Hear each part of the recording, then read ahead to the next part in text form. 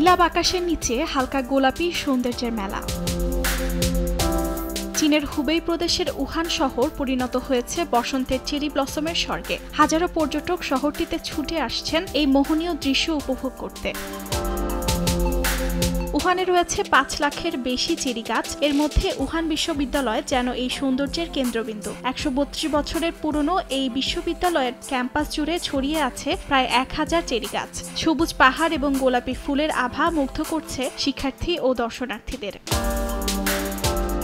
শহর জুড়ে পর্যটকদের সুবিধার্থে চালু হয়েছে বিশেষ cherry blossom line bus service, যা দর্শনার্থীদের শহরের প্রধান আকর্ষণগুলো ঘুরে দেখতে সহায়তা করে। শুধু তাই নয়, উহানের বাস, সাবওয়ে ও ট্যাক্সিতেও বসন্তের ছোঁয়ার দেখা মেলে। হালকা গোলাপি সাজে সজ্জিত পরিবহনগুলো যেন স্বাগত জানাচ্ছে দর্শনার্থীদের।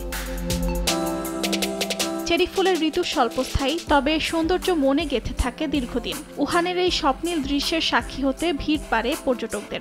এখন বসন্তে চেরি ফুলের জন্য পর্যটকদের প্রথম পছন্দ এই শহরটি। অর্জিতা শহীন, সময় সংবাদ।